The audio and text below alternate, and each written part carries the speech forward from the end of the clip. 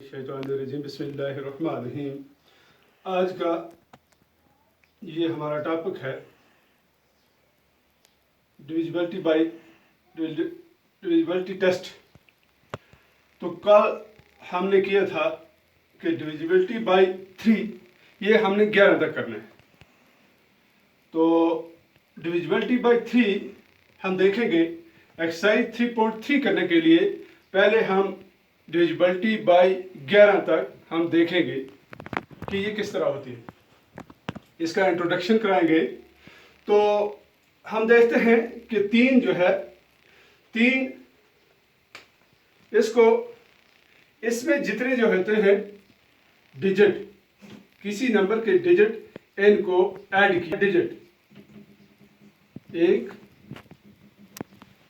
तो हम देखते हैं अगर हमारे पास 27 है, 27 क्या 3 के टेबल में आता है? अगर 3 के टेबल में आता है तो इसका मतलब है ये 3 से डिविजिबल होता है। और अगर इसी को हम देखेंगे 27 को अगर हम ऐड करेंगे 2 + 7 = 9, तो हम देखेंगे कि अगर 9 3 के टेबल में आता है तो ये इससे डिविजिबल हो सकता है। और फिर दूसरा, अगर इससे ज्यादा डिजिट हम देखते हैं, कोई डिजिट नंबर 3 डिजिट नंबर अगर हम देखते हैं, तो दूसरा तरीका जो है वो हम इस तरह भी कर सकते हैं। कोई भी डिजिट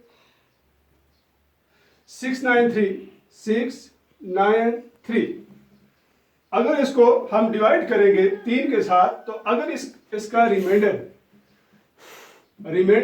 0 आता है तो इसका मतलब है कि ये 3 से डिविजिबल होता है। तो उसके बाद हम एक और एग्जांपल लेंगे। हमारे पास है 2 + 3 + 4 + 6। ये नंबर इस तरह होगा 2 3 4 6 2 3 4 6।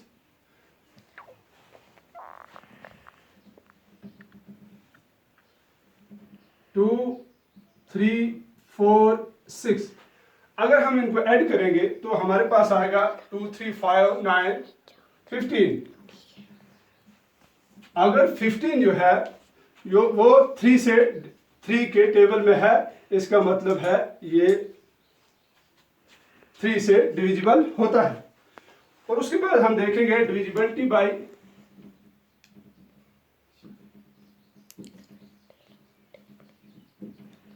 4। तो इसका क्या तरीका है? हमारे पास अगर एक नंबर है 6 4 3 2, सबसे पहले हम देखेंगे कि 4 के टेबल में जो होगा तो इसका मतलब है वो इससे डिविजिबल हो सकता है। तो अगर 2 डिजिट नंबर या 3 या 4 डिजिट नंबर हम कैसे देखेंगे? तो हम देखेंगे वंस और टेंस में जो है इन दो को अगर हम देखेंगे हमारे पास आएगा 32। अगर 32 4 के टेबल में है तो इसका मतलब है ये 4 का डिविजिबल है। तो उसके बाद हम देखते हैं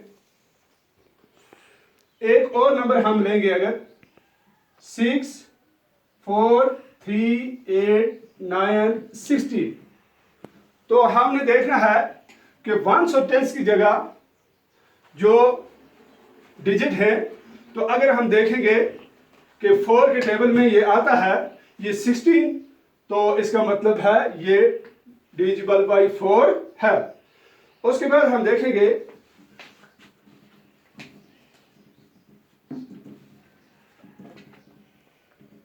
डिविजिबिलिटी बाय 5। तो हम देखते हैं अगर हमारे पास 5 0, अगर 5 और 0 जो है अगर वंस की जगह 0 हो या 5 हो, तो इसका मतलब है ये 5 से डिविजिबल हो सकता है। अगर हम बड़े से बड़ा नंबर लिखेंगे जैसे 1 0 0 0 1 2 8 6 0। तो हमारे पास वंस की जगह 0 आ गया, तो इसका मतलब है ये 5 से डिविजिबल है। अब दूसरा नंबर हम लिखेंगे 6 4 3 8 5। वंस की जगह क्या आ गया? वंस की जगह 5 आ गया। इसका मतलब है ये 5 से डिविजिबल हो सकता है। तो इसके बाद हम 6 से देखेंगे, 8 से आगे हम चलते जाएंगे। तो नेक्स्ट जो हमारी क्लास होगी उसमें हम देखेंगे कि 6 से किस तरह डिविजिबिलिटी टेस्ट किस तरह होगा, और 8 से, 9 से, 10 से और 11 से। बाकी इसके आगे जो हम पार्ट करेंगे उसमें हम दिखाएंगे।